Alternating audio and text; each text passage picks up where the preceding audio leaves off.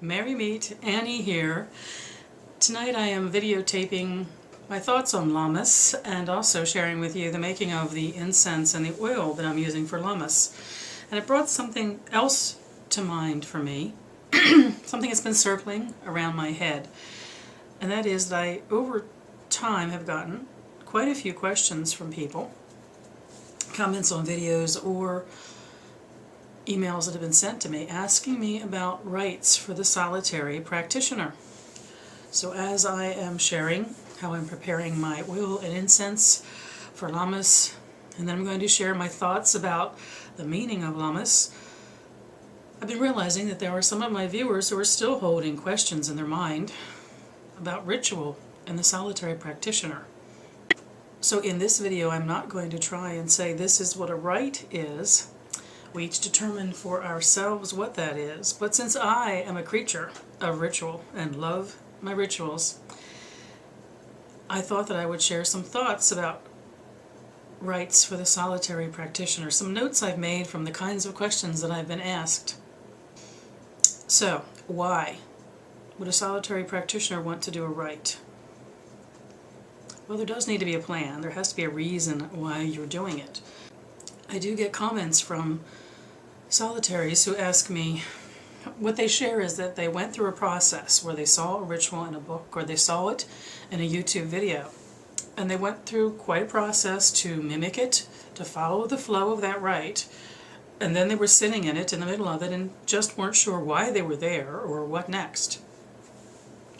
So let's start when we think about rites for a solitary practitioner. Why? Why would you want to do a rite? Now I have a list that I wrote. I wrote down just some of the reasons one could determine that a ritual would help celebrate, facilitate, or empower one in these different areas. We might do a rite to facilitate prayer or meditation, a simple act perhaps of giving thanks. We have seasonal rites, like Lammas, which is about to arrive. We have lunar rites. We have solar rites. We might want to do a rite in which we dedicate specific focus to making incense or oil. Even creating art can be done within the context of a ritual. We might want to do things like astral travel, divination, or healing. Journaling can also be the point of a ritual, to set aside time for a specific purpose, a spiritual focus on our journaling. We might want to create space for communication with our gods, to seek their inspiration, their guidance. We might want to raise energy, or we may, as importantly, want to ask for energy. Whatever is offered up to the ether remains there for anyone who wants to take advantage of it, to bring it to them. So when we have an abundance of energy and want to offer up energy for love, for healing, for courage, whenever we have an abundance of that in our life, we can offer it up in a rite. We can also call it down to ourselves when we are in need of it. And I do not want to go without mentioning that one of my teachers said one of the reasons for a rite can be what they called being with to wait. Gathering in of the forces that you consider to be spiritual. To sit there, be with them, and see what they're bringing to you on this given occasion. That's only a small list of the many, many things you might want to be the purpose of a rite. There does need to be a plan, but the plan can change in the middle of the rite, but we enter into it with some idea what our expectations are of it. So what I hope is my simple guidance to the solitary practitioner who is trying to decide what rite might be for them, even if it appeals to them. You all know I'm a creature of full-blown rite. My rites are as involved as a solitary practitioner as they are when I lead a group or am part of a group. It's who I am. The flow of ritual, the flow of the rite, is important to me. It is a tool. It's an environment within which I manifest my desires, my magics, within which I pray and meditate. I love all of the flow of ritual, but not everyone does. Or they may like certain things, but not everything. So here is a little bit of my short advice on ritual for the solitary practitioner and what it might be. First, a plan. Why do we want to do it? The plan can be no plan. The plan can be, I want to set time aside. I simply want to be in that place. Plans change. Sometimes we think we know what we're going into a ritual for, and something happens. Thoughts come to our mind, or inspirations come even from outside of us, and things change. But we enter with a plan. What's important enough to you to set time aside for it? It's a way to determine if you want to do it right. Whether it's seasonal or for any other reason, or any working for anything you want to set it aside for, is it important enough for you to take that time to do it?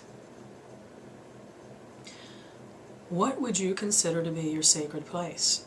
Some of us, including myself, of course, love the full-blown act of casting a circle. I love every nuance of casting circle.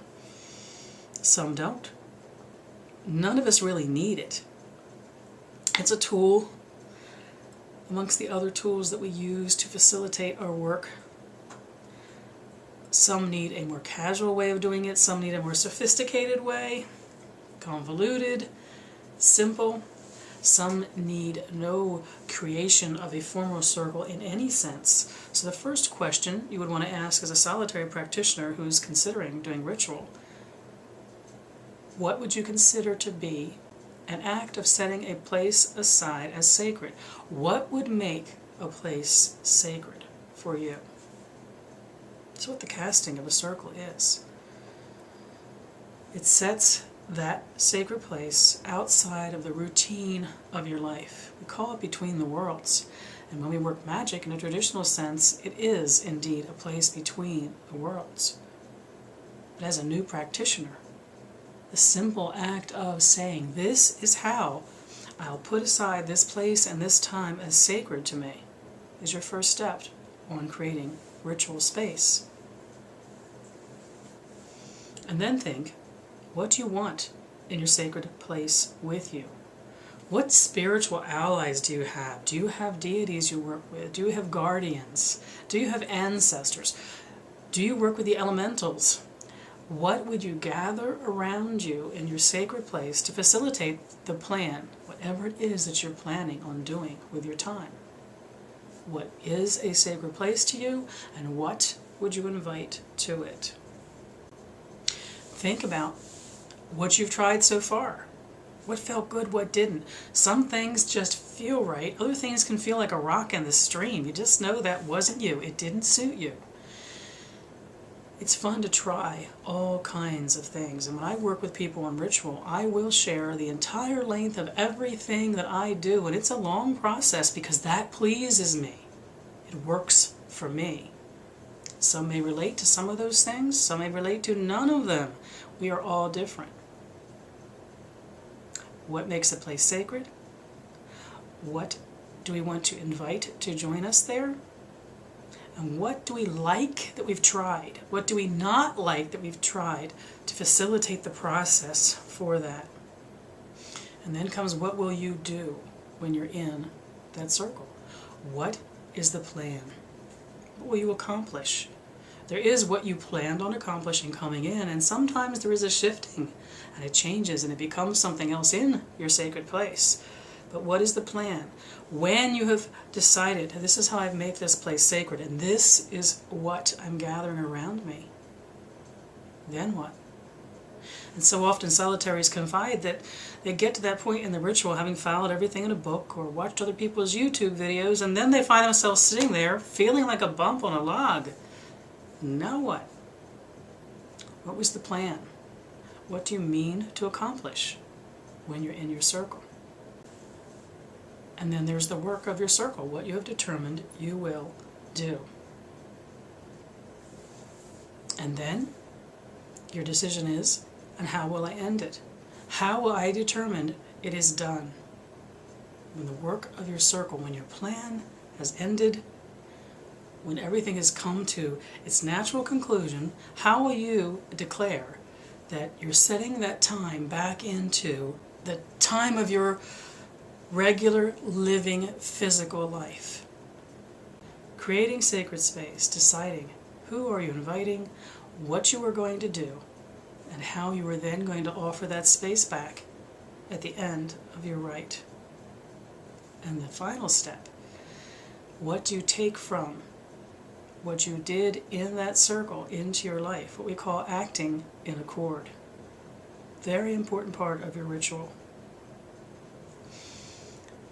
You'll try a lot of different things if you're experimenting as a solitary practitioner. Some things will work and some things won't, and over time you will start to see what your personal pattern is, what it is that feels like the flow of a ritual to you.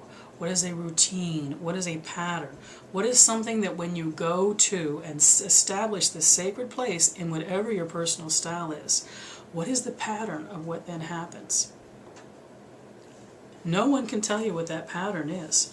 You can only learn it for yourself by trying. And you will feel what works and what doesn't work for you. There are two related questions that I got a lot with my Q&A series that have to do with rites for the solitary practitioner. The question was, is it okay to borrow rites from books? Do I have to write my own? The whole process of creating rite. Is there a right and a wrong way? And there is not. You may find something in a book or see something inspiring you on YouTube that feels like, yeah, I could relate to that. I could do that. Change it as you will. Make it yours, and then see how it ends up being for you. Learn from that. I encourage that if you plan on trying formalized rite of some kind, that you create the rite, go through the process that I just mentioned a couple of weeks ahead of time. I just tonight finished preparing for my rite for Lammas, which is a week away. Good advice I got from teachers was, create your ritual at no closer than a week away from the rite you intend on doing, and then walk away from it. Separate yourself from the act of creation and research and writing and assembling. Consider that work done. Step away from it for a week or two. Returning to it on the day or the night of your ritual. You re-enter then from a perspective which doesn't tie you into the work it took to prepare. So this weekend I made my incense and my oils for Lammas. I completed reviewing last year's ritual and other rituals I've done for Lammas to decide what the focus of this year's ritual would be, the plan. I wrote the ritual. I wrote a list of what I call, and there shall be, another good piece of advice from yet another teacher in my life. When my ritual is complete, I go through it and I write down on a list everything I need to do to prepare for that ritual that night. I want to make sure that all the pieces are assembled. Everything I need is there. Then I walk away from it for at least a week. And the day or the night of the ritual, I take that and there shall be list, settle down in front of my altar in my sacred space, and do housekeeping. I get it ready. I get things collected. I get things organized and ready. And then I step away to do my cleansing and purification, the steps that I take to ready myself for ritual. And when I return, everything is waiting for me in the place that I am about to declare sacred. There's the process on how I write a ritual. The writing of the ritual can be by hand in your book. It can be online. It can be, I have friends who like to write them on 3x5 cards because they find that it's very easy to flip through the cards in the act of doing their ritual. Write it as if you were writing stage directions. There's my other piece of advice about preparing the ritual. I write the words I'm going to speak, and in parentheses, I write the actions I'm going to take. Yes, I remind myself, I meant to ring the bell here. It's in parentheses, ring bell. or a certain time I want to light a certain candle, or I want to do a certain thing, in parentheses it will say, do this. Stage directions to myself. A little bit of advice on writing rituals. Another question I got a lot was invocation of the gods for the solitary practitioner. Because so often when we see in books that God or goddess is being invoked into priest or priestess, it is by the priest invoking into the priestess, or the priestess invoking into the priest, or at least there's some interaction with others who bring deity down into the person who's being invoked. And I wanted to share that for me, as a solitary practitioner, the power of invocation is equal to when I have been invoked by a priest in the traditional circle. It took some thinking in my part. What might it be? In traditional circle, the priest would invoke goddess into me. I would open up to her and she would speak through me. So how I have come to deal with that as a solitary practitioner is simply with a turn of the phrase.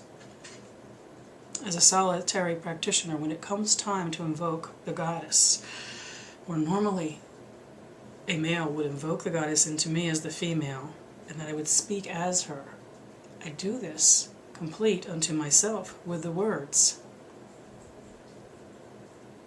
In perfect union I speak the words of the Great Mother, she who has borne so many names, but to all is known as Goddess. And then I speak as her in the charge. I who am the beauty of the green earth. One of the things some solitaries do is they change the terminology, they change the phrasing in these charges, these powerful words of the gods. And they'll step back and they'll say, she who is the beauty of the green earth, he who is the dark lord of the underworld. No, these invocations can be powerfully and personally yours. Introduce yourself as speaking the words of your goddess, and then speak them. And oh, by the way, I invoke God the same way. As a woman practicing solitary, when I'm practicing outside of my group, when I'm practicing by myself, I don't want it to be all about goddess. I practice a spirituality of balance, and I want both of them to be very, very present. Well, there's no man in my circle. I cannot invoke God into a man that doesn't exist. Instead, I invoke him into me. I introduce it the same way. In perfect union, I speak the words of the Great Father, who has borne so many names but is known to all as God. And then I speak as him. And in both of those instances, I feel that energy moving up and through me. I'm sharing everything that I am with the gods, who are indeed sharing everything they are with me. So there are some of my takes, answers to questions I have received from solitary practitioners. I don't mean to have the answers to everything in a video. I do offer these for the consideration of those of you who are interested in trying personal rite, or who have and are trying to figure out a way to make it work a little bit better for you. Certainly, if you have specific questions, I would be glad to do further videos that address aspects of this working as a solitary and what our rites can be when we practice alone. I wish you mirth and reverence. Merry part.